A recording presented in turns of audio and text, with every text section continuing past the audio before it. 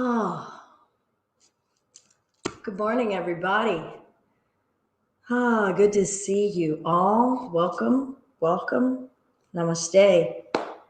I'm Belinda with Just Be Yoga, and you're here joining us for our home yoga practice live. I started to want to share this as a way to engage people in their stay-at-home order time during this pandemic. Because we're forced, right, to not be able to go to studios and experience a group setting and experience teachers. So why not embrace this as an opportunity to say, well, what is this that I should be exploring on my own, and how do I do this? It is my true, sincere hope that everyone is trying to develop their own connection to their yogic practice and taking it with them and not going just for the experience of being led by someone else. Because ultimately, if you are only being led by someone else, you are never truly practicing your path, practicing your connections into yourself. You're always seeing it through the lens of someone else. And while that can be to a certain degree enriching, it won't ultimately be your individual authentic path. And that takes a leap of faith for us to start to step into our own skin and to be led and guided by our own spiritual belief and perceptions. And what a way to practice courage. What a way to practice becoming and just being. So this morning, before we start moving, I wanted to talk about, well, then what do I do? You know, if I were to not resume classes outside of my home, where do I start? What do I do? I do believe that we need a teacher. And once we start talking about we need a teacher and that we need study material, first start to feel out, well, what do I want to be studying? I thought I was just twisting my body and feeling good in my body. Remember, and I've talked about this a bit in some of our other sessions, yoga means to create a connection. Historically, it is seen as a system of 8 branches of a tree, and all of it toward connecting with our spiritual connection, connecting our body and our higher being. You could really go deep in this, right? You can start to explore all kinds of spiritual practices. You can be doing bhakti yoga, you can be doing raja yoga, you can be doing kundalini yoga. So what kind of yoga do I want to be practicing? I thought there's only one, like beat myself up, twist myself up. Nope. So you might want to just start to explore what are the kinds of yoga that exist out there. But then let's say some of you have already started to explore, yeah, I like this teacher, I like this kind of thing. Check in with that teacher now and again. We do need framework. But today, what I was wanting to explore, sharing a bit of, is material, okay? So I'm just going to talk about a little bit of this, and then we're going to move a little bit today. But this is me hitting a bit of the branch of yoga called niyamas. And within the niyamas are study. Self-study. That's an aspect of our practice for us to be doing, okay? Everything isn't do, right? As Americans, we're really good at just want to do. Don't look back, don't look sideways, just do. And accomplishment and achieving, you know, that's all that there is. No, actually, there's a whole bunch of stuff in between, in the middle, behind us and everything. All right, so the first is I have a penchant for the orthodox. Kind of funny because I like to paint outside of the lines, but I actually really do like, I guess what I would consider like ancient or formal text. All right. So this is Light on Yoga by BKS Iyengar. It's my second version because some teacher trainees replaced this for me so that I wouldn't have my beat up version. I still have my beat up version at home. But so you can see that in here, this is Iyengar.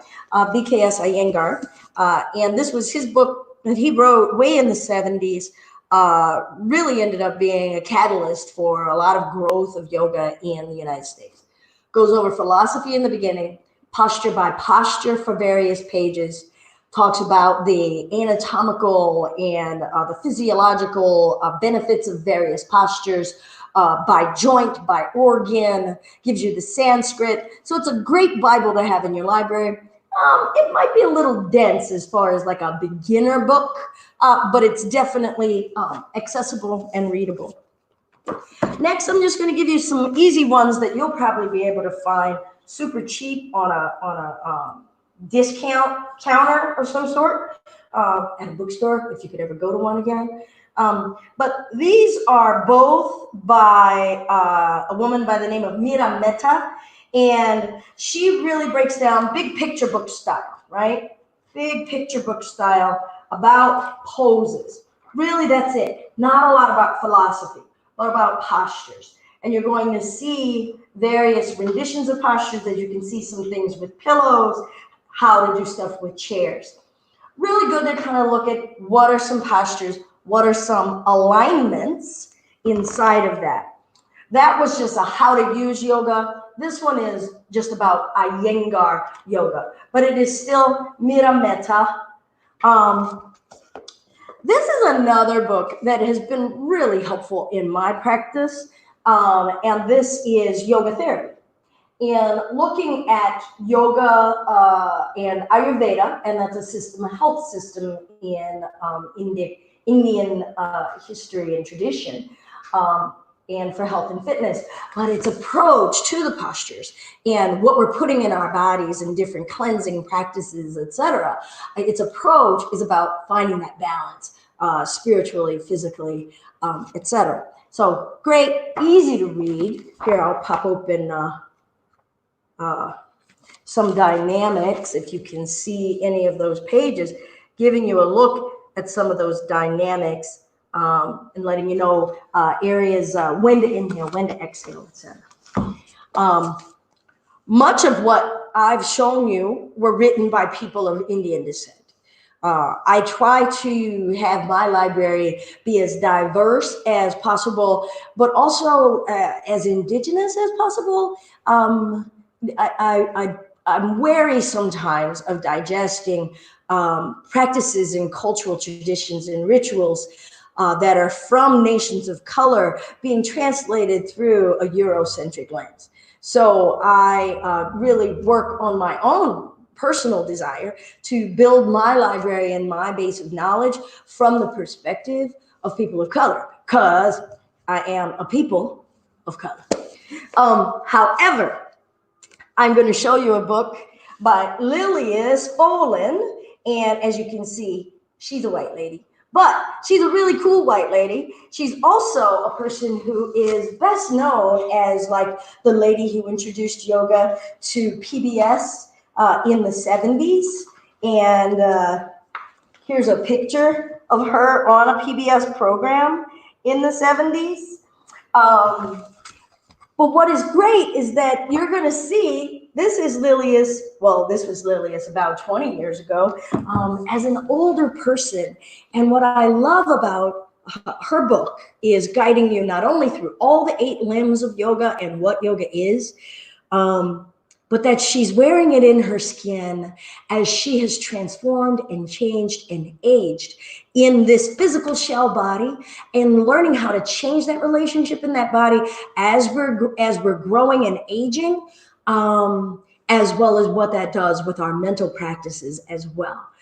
She shows it with beautiful elegance and grace and humility. She studied with BKS Iyengar herself. So she's got massive cred and is an amazing person. I've had the blessing of being able to be in a couple of workshops with her.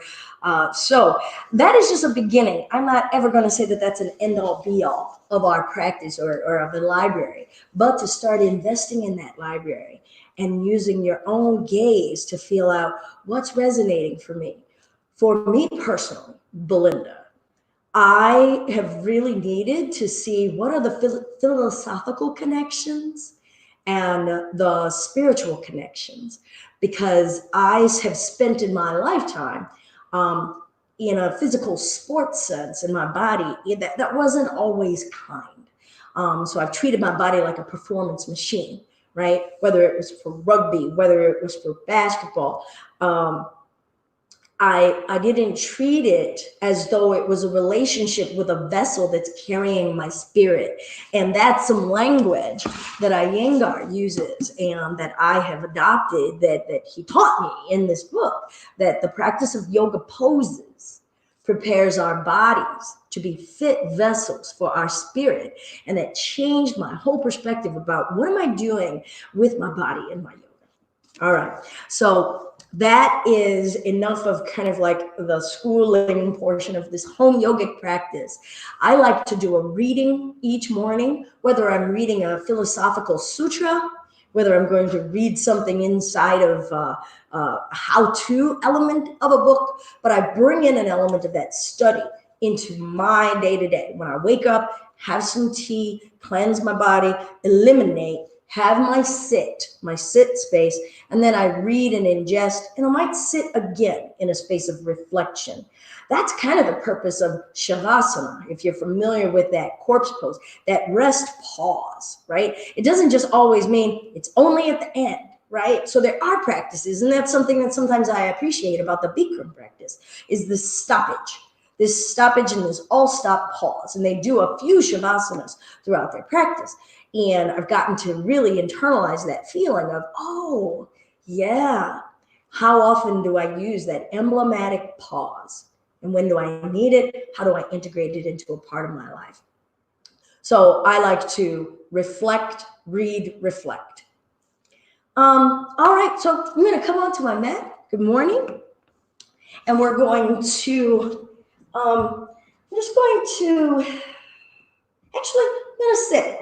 I'm going to have a sit on a pillow. I have been sitting cross-legged a lot lately, and I've been noticing how my hips are getting a little angry with me. Another reason why I resonate with Lily is because I can definitely feel my body is changing, right? It's not my 30-something body, my 40-something body. No, it's a whole new body now.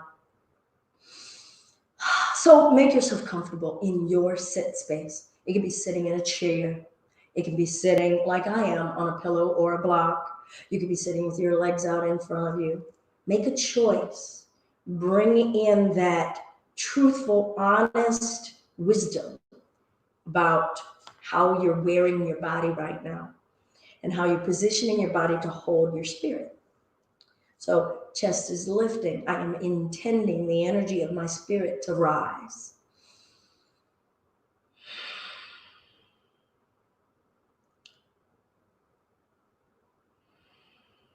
And even right now, I'm resisting the urge to kind of justify, why am I doing what I'm doing? And I'm noticing a busy mind. So I just want to accept the truth of this moment. My skin is the way it is. Do I know what it is? Start to let that energy settle down and arrive to meet myself where I am. Not the me of the doing, the me of being. And do I even know who she is? Am I willing to invite her?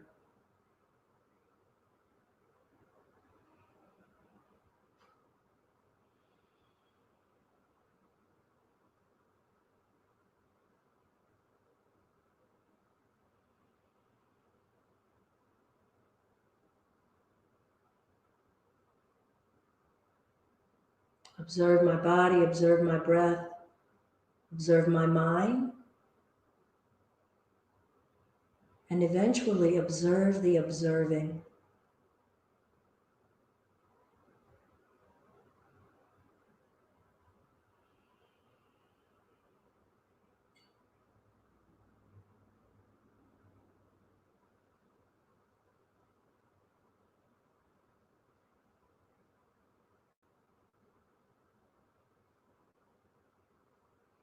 About now is when I like to spend a moment reciting to myself what the first two limbs comprise of.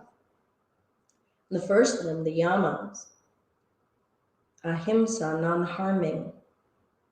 How am I embodying that? in my actions, my speech, my intentions. Satya, truthfulness. Asteya, non-stealing. Brahmacharya, restraint, abstinence. Aparigraha, non-hoarding.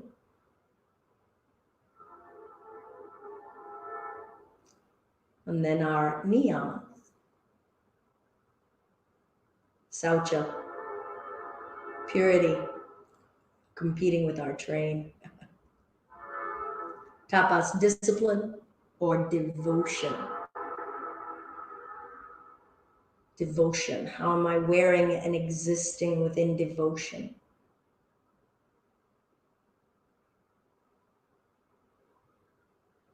Santosha, contentment.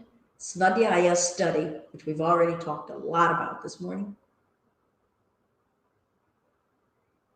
And Ishvara, pranidhana, surrendering to something greater than myself.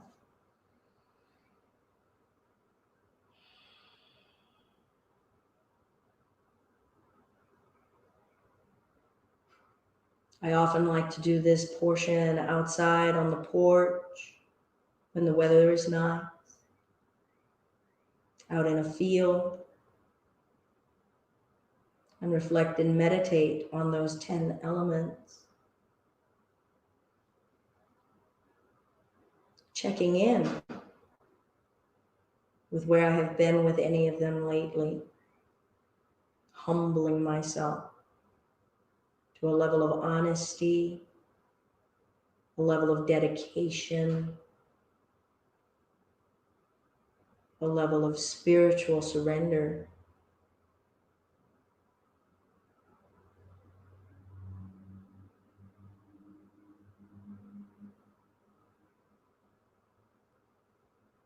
Now I'm just going to turn my attention to feeling my breath and being aware of my breath in my body.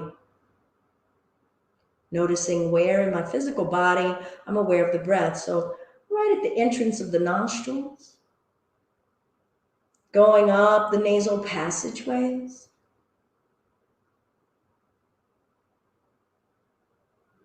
feeling both of my lungs filling up those big sacs and the thousands of sacs inside of the big sacs, working together in unison to draw this life source into me.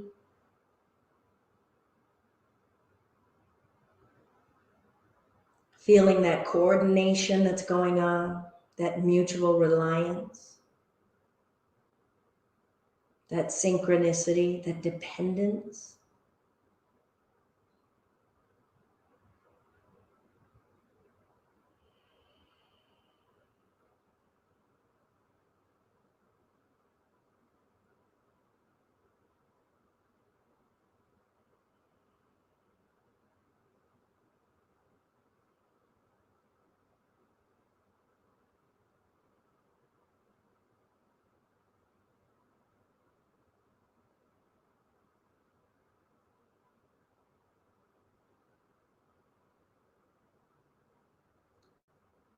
Now I feel as though my mind is sufficiently quiet to maybe want to move a little bit in my body and check in, using it as a check-in. Hey, how are you doing limbs? How are you doing organs? How are you doing skin? How are you doing senses? All right, not how can I perform. So I'm going to make my way to hands and knees. If you need a blanket, please put a blanket under your knees or your hands. And I'm just feeling the orientation of my body having changed and my gaze being down, feeling gravity on my joints, bringing in that awareness, checking in once again, making sure I wasn't in so much of a hurry that I'm willing to lose my yamas and my niyamas, my non-harming, my truthfulness, because this is where I am bearing out that practice, right here. My non-stealing, not rob myself of an opportunity of learning. Gonna lubricate my spine, check in with the house of my central nervous system. That's my spine. It's the cord, it's the piping that holds that central nervous system cord, that spinal cord, relaying so much information. Maybe it's relaying consciousness. What areas of my spine am I noticing want to move? So my low spine definitely wants to move. My neck. But the center of my chest and back, guess I'm checking in and saying, does it want to move? And it just feels like, oh, you know what? Give us a moment, Belinda. It's just early in the morning. Good. And now I'm just going to work the ribs side to side a little, just feeling the expansion and flexion inside of the rib cage. Just waking up, sending out a ping and hearing that ping back. And now I'm going to root down through my right arm and twist. And it's just because I felt like a twist, all right? So I'm not saying, oh, this is what needs to be next, all right? Now, there are certain practices that give us that framework that says we're going to do this first, this second, this third. And that's really useful for those of us who are intimidated by an empty canvas to paint on. So if you give yourself a little bit of framework and learn that first, then maybe it's easier to paint outside of the lines. So while I'm here, I'm practicing the ahimsa. I'm pulling the shoulders away, finding a softer existence, making sure that I'm not forcing. That's how I'm interpreting my non-harming right now. And that's me going against the grain. Am I accepting santosha, some contentment, and breathing? And noticing what's going on here, starting to bring in that dharana, that sixth limb focus. I'm going to bring this left arm down, root into it. Shake out my right wrist a little because that's what it's asking me for. And now I'm going to revolve, and I feel that pipeline, that central pipeline of my spine, ringing out on this side, feeling both shoulder blades, feeling the support my bones are giving me, the strength of my flesh, my power. Still confronting my will and noticing my mind that's like, oh man, you can go in this deeper. You should probably go in this deeper. You're on a camera, right? And I'm starting to go, oh, that's my mind. That's my desire. That's my ego. That's not me accepting where I am, my santosha. So I say, shut up, Belinda. And then I'll bring this arm down. I'm going to widen my knees out and sink my hips back for child's pose. Now, in the early morning, what you don't see when my body is still rickety-crickety, because it is older than I like to admit sometimes, I like to just have my child's pose on a pillow. It lets me release to gravity without trying to force my body to go lower quite yet. It's a great way of practicing acceptance, the santosha, while allowing for a length in my spine because my hips are sinking downward. May not look like it's doing much, but I feel the force of gravity on my body. And I'll just follow my breath and bring that meditative spacing. What do I see in the stillness? That element of shavasana, or reflection in the stillness. Because inside of this stillness is so much activity under the skin layer, under the muscle layer, under the mind layers.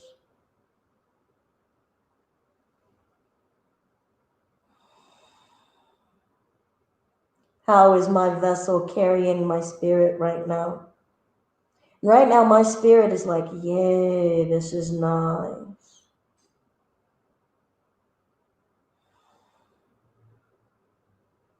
Now I'm going to come back up to hands and knees, feeling like some things have started to move a little bit.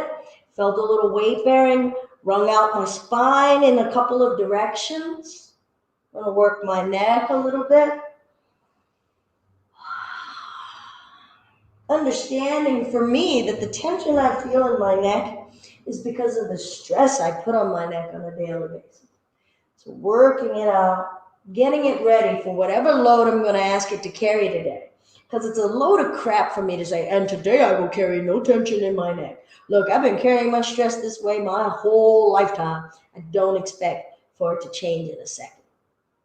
I'm going to reach one leg back and just feel extension, feel myself holding this leg in an unsupported manner, kind of like feel how heavy that leg is. Breath.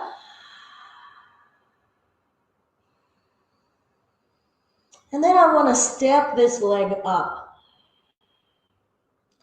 Now, some of us the work might be in just feeling the core right here and the hip, pull that leg up, and it may not have that range.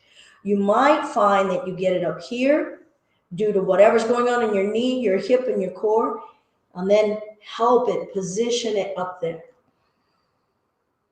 Don't accept it being back here. We're going to start to bring an unequal balance of load on these joints and ligaments.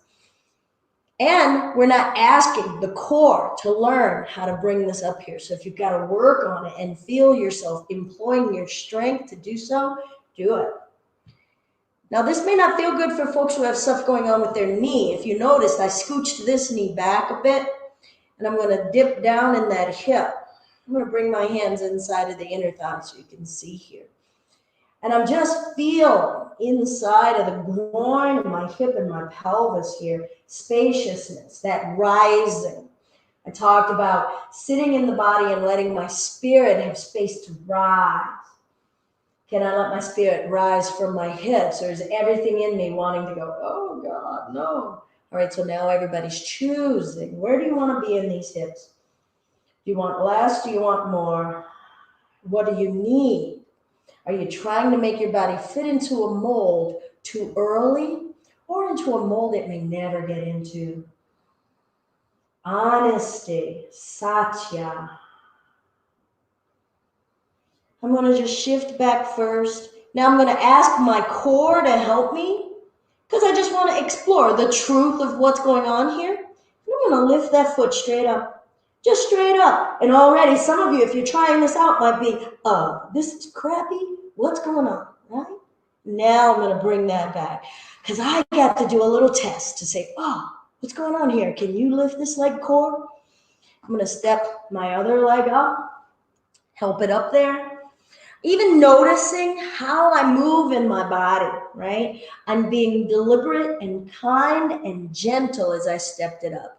Okay, so start to notice whether you're crashing your body around on your mat. I'm going to scooch this right knee back, sink in my hips, say hello. And as I breathe, reflect on what I'm choosing to reflect on today, and that is making my body a fit vessel for my spirit. How does my spirit need to feel inside of this encasement? Breath in, breath out. I'm going to shift back here a little bit, walking my hands back. I'm going to do the same thing on this side, all right? So I'm going to root and lift that foot. Just lift, just lift. It's hovering, breathing, and now I'm going to step it back. I'm going to do a few wrist rotations, let out some of the compressing energy that was going on in my wrists. And then I think I want to stretch the wrists a little. Thank them. And then I'm going to flip it. Thank them, wake them up.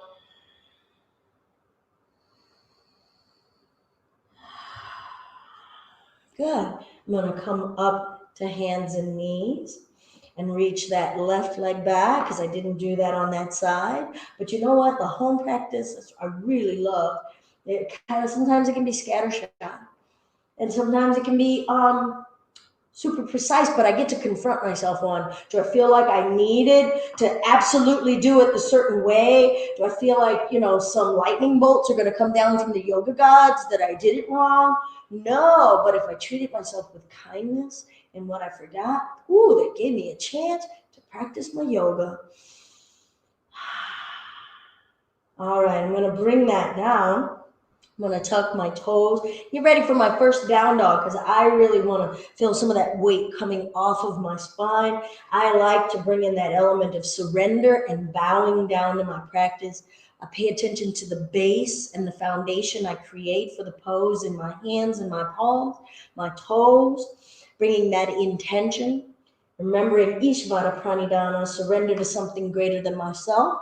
And I start to lift the hips up, dropping my head down. And breathe, and I notice what's fighting. And I'm just willing to just sit here and meet myself where I am. Introduce myself to myself. And often it's me introducing myself to a yesterday version of myself that's still trying to play yesterday today. And it's like, sorry, that's gone. How about let's feel out what wearing the skin I'm in today feels like. And I'm just going to carry the lessons from yesterday about kindness and truthfulness, acceptance, moderation, dedication, purity. Feel my breath. Trying to soften the muscles around my bones and just feel gravity. Noticing what's the greatest amount of ease I can have, and maybe come down to hands and knees and take a rest. Feel things out, move it again. And I want to repeat a down dog. So if you still need some rest here, take some rest. Otherwise, I'm going to find a down dog. I'm going to look at my toes now and spread them. Make space in my feet for my spirit, right? We said make the body a fit vessel for my spirit. So maybe bit by bit, part by part, I'm exploring in between my toes. Is there enough space for my spirit in there? Is it silly for me to want my spirit to occupy that space? How's my spirit occupying the bones in my feet and my ankles? Feels kind of smushed and compressed. So I'm like, I need space. So I'm going to come onto my tippy toes and press the heels back and down. Feeling some vibrancy and some liveliness coming into those feet and ankles for my spirit. I'm going to bring my right knee down and step my left foot up. Down dogs also tend to rev me up and start to get me ready to move. And I'm going to bring the back leg up and ragdoll. Letting my upper body still hang, so I'm still carrying that element of surrender. Many of us start our day just jumping out and go, go, go. What would it be like to start the day in a space of surrender? Saying, I don't know, and I am not in charge, and I'm asking for help. And the guidelines that have been given me for help, I'm going to round my spine up patiently, feeling that spinal column again, that conduit that's holding my central nervous system. I'm going to step this left leg back. I'm going to turn it flat. So now my hips are facing, feeling out my hips, feeling my legs, and expanding from the chest open. Feeling my bones and my flesh wrapped around the bones, rising energy. Big and expansive breath. And I'm going to reach and let this hand rest where it may. All right, so some of us may be in need, coming into that acceptance and that truthfulness, right? Both elements.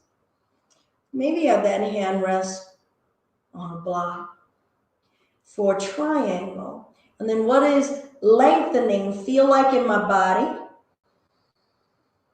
How does my spirit feel in that? And I'm going to pause for a moment and say, okay, what if some folks are like, what the hell is she talking about, my spirit? I knew this was a cult all along. That's for all of us to figure out when we're sitting and observing, when we're working on all of this focus.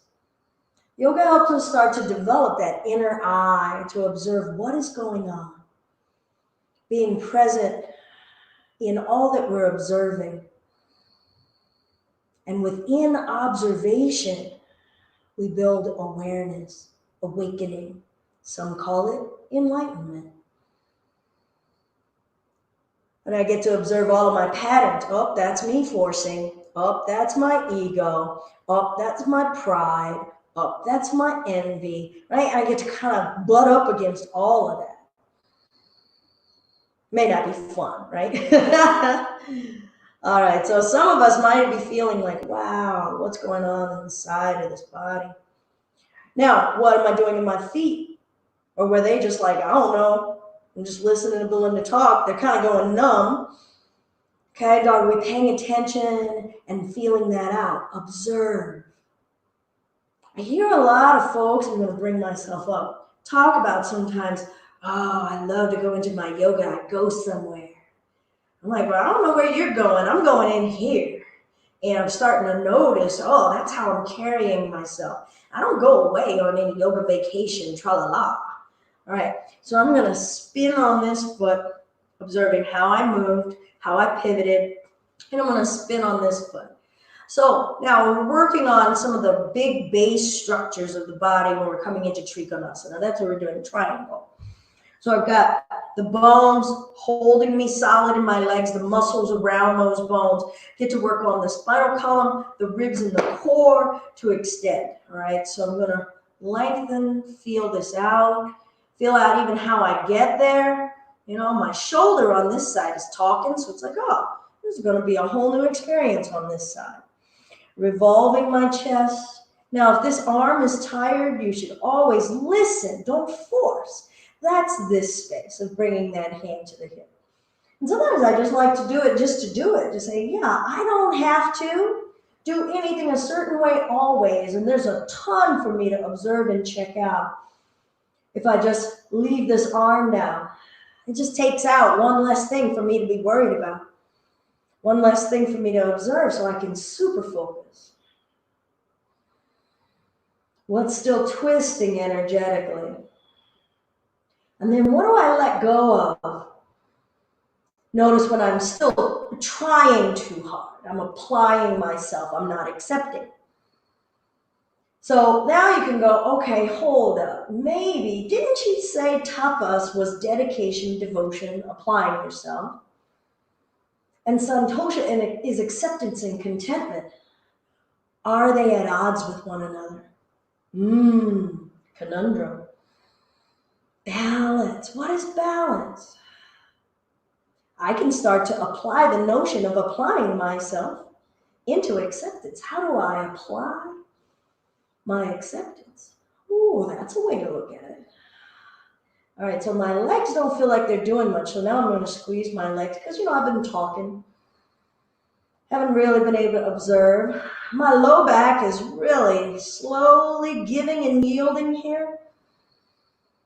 Breath, softening my neck. Really good for your hips if you want to get into that physiological space. Really good for the core engagement. We've got a little bit of a twist in a triangle. So some detoxification, some satya. Lengthening through this side body. And I'm going to bring myself up. Nice. Woo. I'm going to spin on this foot so that both feet are parallel. Now I'm going to move that block out of the way. Work those hips. Reach the arms out. Still standing. Standing, rising.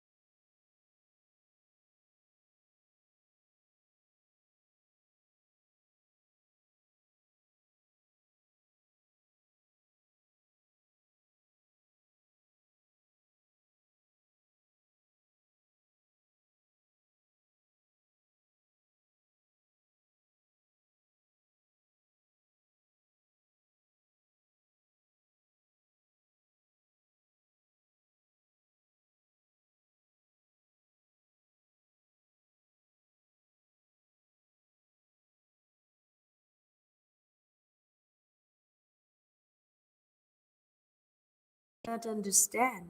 All right, I'm going to unmute that. All right, I'm going to turn. Yep, you're going to get a gloriful. But I like to hang and really feel out, like out of the hours in a day, days of the week, what is the percentage of my life that I spend with this kind of gravitational force with my body? Balance. And how can this benefit me? How do I get to practice yielding and letting go? Surrender. Acceptance.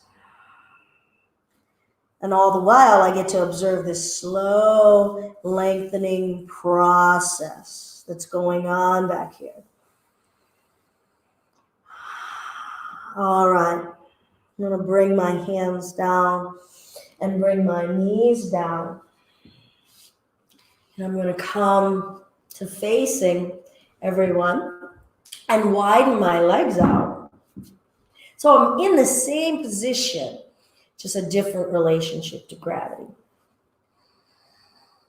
Tilt the tailbone back, feeling yet again my awareness of how I'm carrying my spine, how my spine is carrying my body. Am I still able to lengthen upward through the back of my neck and not have it all being exerted from my center core? Press the backs of the legs down. When you get deeper into Yoga Sutra philosophy, I love when we get to start to observe the difference between what we're capable of and what's possible. And can I embrace learning, humbling myself to learning what I'm capable of? I think I've definitely noticed times in my life where I get static and I just go, that is that. As though, oh, it can't change. Huh. And then many of us are dealing with a lot of that kind of reality in our day-to-day now with all of this COVID pandemic, recognizing, oh, things are not the way I thought that they are, right? They're always changing. What's possible? And what am I capable of? All right, I'm going to tilt my tailbone back and forth, waking up this joint. And this is a really vital joint, this hips, this pelvis.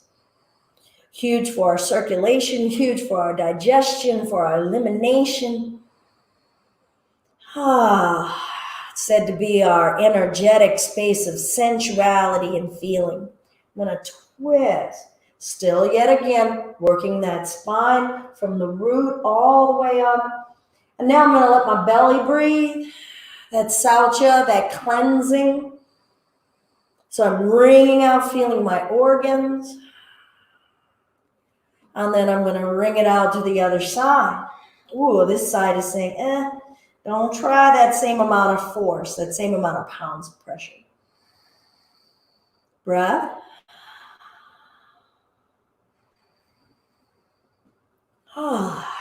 Good. Now, I'm going to bring this leg in.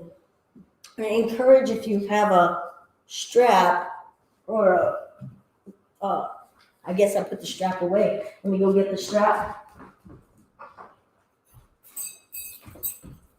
Working in those hips again and feeling the length. So I'm feeling like my hips were saying, in the standing spaces, that was enough for me to kind of get going in my day and feel out how am I wearing my body today. All right, so I've got my strap. Still got this leg out, so I've got this opening up. Holding my core accountable to sit me upright. And I'm just going to hinge forward. Get to feel your back here. Get to feel the groin and the pelvis. Now I'm going to extend forward using that shoulder joint too and flip my palm. I'm going to wrap this arm around this knee and then see what I can pat back there. All right. So it's vital to turn that wrist so that you turn the forearm because that's how the elbow bends. Okay. This way, the elbow doesn't bend that way. Because I'm going to flip it, rotate it, bend. I'm going to grab my little lasso here and I'm going to flip it back and grab a hold of that strap and then see, can I come back to that nice erect upright spine? What areas of the spine? Starting to feel like, you want me to lengthen? Got to ask my shoulders and my chest to cooperate and breathe. Softening my shoulders down and make space for my spirit. In this bind, there's a piece of Sanskrit, a mantra. Mana eva manushanayam karanam bandha mokshayoho. If you feel bound, you are bound. And if you feel free, you are free. Making sure I'm not forcing myself here. Making sure I'm still just being my authentic self, making space for my spirit, and I'm accepting. Growing tall, not fighting. Ooh, and I'm gonna let that go. Really feeling that open space in the shoulders, feeling those hips, feeling my back. Nice, delicious space. Gonna extend that leg out now. Sitting up. Ooh. And then just feel out this hip, this side. Now notice here, I'm wiggling that foot a little wider or in. Feel out what's going on for you, okay? We're all gonna look different. Maybe it needs to come forward. Oh, look, I actually found that was nice. It gave me a little bit more space for my torso. Explore, play, right? Our mat needs to be a playground. It needs to be a blank canvas that we can doodle on. So call this yoga doodling, and instead of like I'm doing my yoga practice, I'm just gonna go doodle. Oh, I'm gonna reach, and I'm noticing, feeling my core muscles are on the side here. Ooh, they're kind of cramping. They're feeling a little like, I don't know if I want to move this way yet, or ever today. Rotate, wrap. Now you can grab that strap to do that lassoing around, or maybe you feel like you want to explore, because eventually after you've used strap for a while, you may want to explore, flip that palm back, and see if those arms and fingertips want to find one another. And then, sit upright. What's still growing upward? What regions of the body can apply itself upward energetically through the back of the neck, and feel the shoulders drawing down. Apply a whole bunch of kindness. Use the breath to massage spaces from the inside out.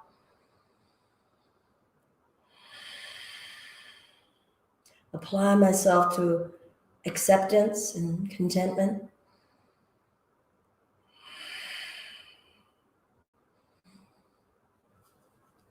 Oh, my arms, had let go, so I guess that's time. Working those shoulders. I want to bring the bottoms of my feet together. It tends to be a nice, happy place where I want to feel out where I am. When I am looking out at my physical yoga practice, I try to kind of go region by region if I'm doing a checklist later and say, what didn't I not move? What kind of way in which did I not check in and see if my body wants to move? And I have plenty of opportunity through the rest of the day to find some of those other spaces. So I'm still working wide and open when we're in the Baddha Konasana, or the bound angle. Pressing those inner thighs open. I like to interlace. Some people like to hold ankles or shins instead. I like the leverage of it though, because once you have a grip, as you're having that grip, you can pull the chest up and you'll feel that counter stretching that's going on either through the neck and shoulders or through the chest and the pectoralis. And just applying this upward energy and breathing here. Now, a lot of still space yoga practicing may feel boring for some people. It might feel like, that's so hard. It's too much of a challenge. Or they don't say it's hard. They'll just say it's boring, right? We kind of cover it up with, I'm bored. Not really able to acknowledge what is challenging about sitting in this stillness and observing, or being patiently waiting for something to move. I'm going to take my left ear to the left shoulder. And up and right ear to the right shoulder. Shoulder blades down, chest still aspiring upward. And center, chin up, stretching out my throat. And chin down, feeling in between my shoulder blades. Breath up, pulling the chest up and taking my chest forward. Now, you can just round and let it go. If you're wanting to see like how much lengthening can my spine explore, I'm going to pull chin and chest forward, shoulder blades back, making space in my low and mid waist area, spinal area.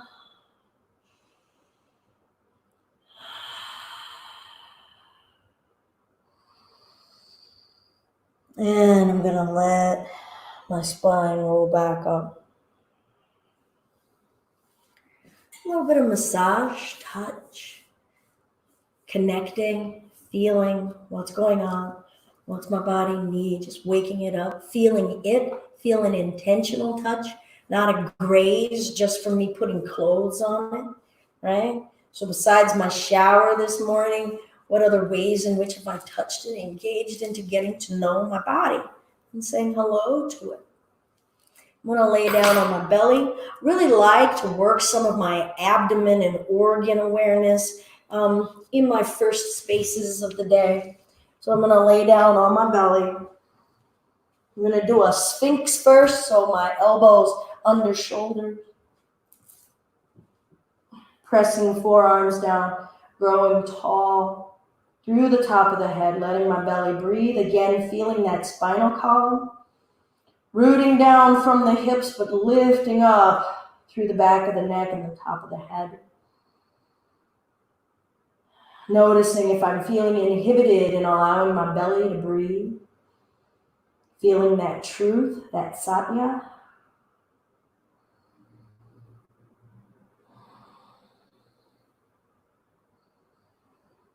Making space for my spirit in this shape. And then I'm going to lower this down, prop myself up with this right arm, bending my left knee, reaching back, finding that foot or ankle, or some of you may need to bring a strap.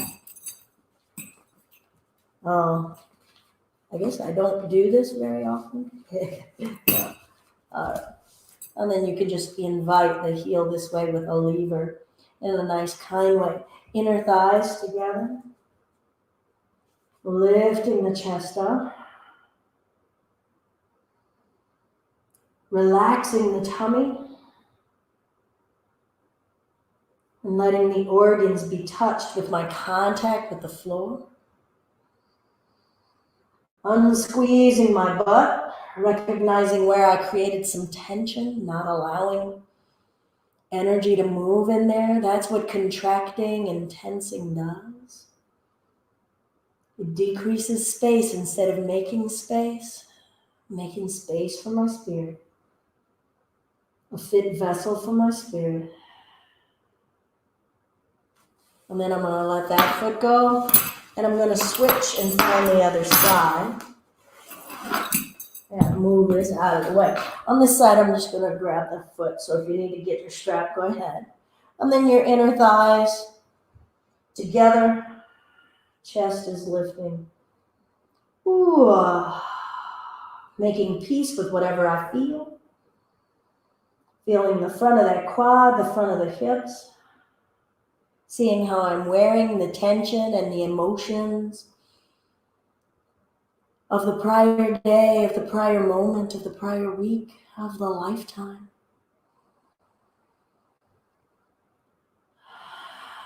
And applying myself with kindness as I study, right? That's that awareness, that observation muscle that we're learning to flex and develop. It helps us work on that aspect of the second limb, svadyaya. Study of oneself, of my patterns, of my tendencies, of limitations that I put on myself. And I'm going to let that go. I'm going to bring myself up, and I'm going to find a child's pose as a nice counter. This time I'm going to bring my inner thighs together. Ooh, and sink it back, lengthening my spine, let my upper body go.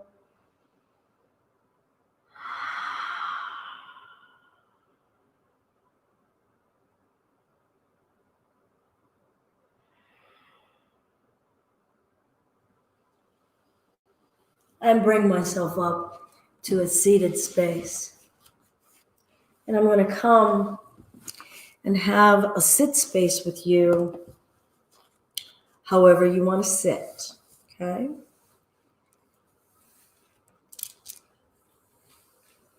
And I think she heard me say sit. You saying hello to everybody, or you just saying hello to me? In case you don't know, this is karma. All right, go lay down.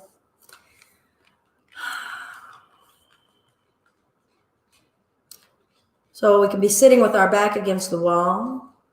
You can be sitting upright, having that accountability. And I'm going to practice a Kapalbhati breath. That's a pranayama breath that is a full and expansive inhale, but a forceful through the nostril exhale. It does not have to be rapid. Breath in.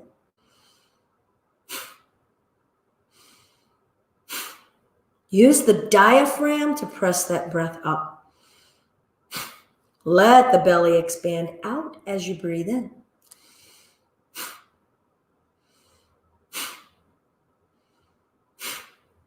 Cleansing and clearing. Being willing to feel the force of energy within me. Calm, intentful.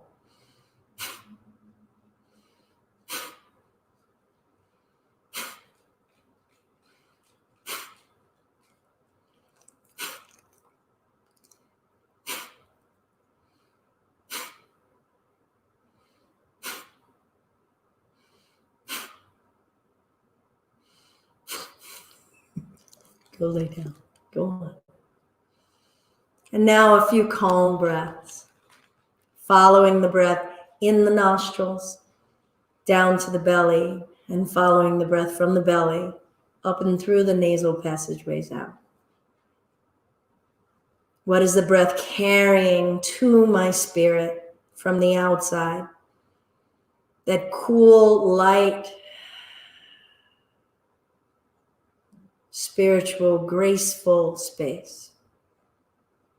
That ease, that refreshing space.